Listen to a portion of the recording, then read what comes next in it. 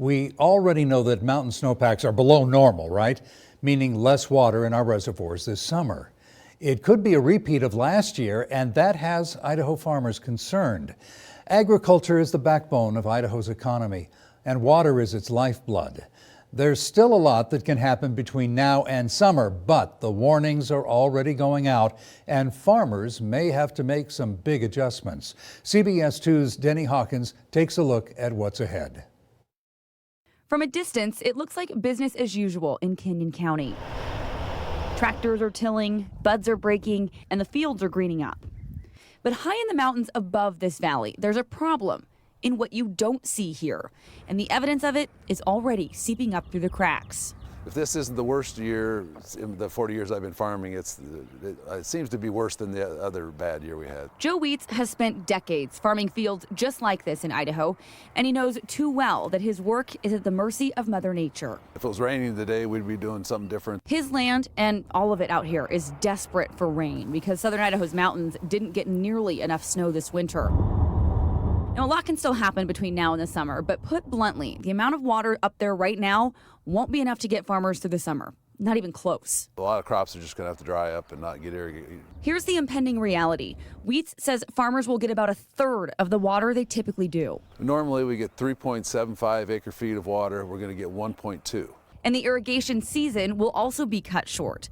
Wheats says farmers are preparing for the water to shut off 2.5 months early before a lot of crops could even be fully grown. Normally it goes till October 15th. This year they're talking the 1st of August, or the first, so the longer season crops that have to be watered through August and September, that's a huge problem.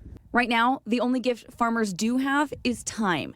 Time to change out the types of crops they grow in hopes that some of them can make it through the short season. People knew that they were going to have to make some big adjustments. So this year, Wheats says you'll see fewer crops like corn, sugar beets, potatoes, even mint, because those take too long to grow. Instead, there will be a lot of early season crops like wheat, which can be harvested sooner and doesn't need as much water. But even so, the problem with this year is we won't even have enough water to grow a full crop of wheat. Wheat says other farmers may have to allocate all their water only to their most important crops or leave some sections unplanted. We'll leave some ground idle. That's what we've had to do. The impacts will be wide-ranging, many of which we'll find out over time. It affects everything. But in a business rooted in unpredictability, Wheat says the only certainty these days is a need for change. And sooner rather than later. After this season, we're going to be, clear out of water again without, at some point, you got to have a big winter to get caught back up. And it's in the past, it always, it did come along. We always have that big winter and get caught back up. But, who knows now? There seems to be a change in the weather pattern, so I don't know. For now, as spring settles in and this valley comes to life again, farmers will hold on to a faint hope for greener pastures still ahead. Denny Hawkins, CBS 2 News.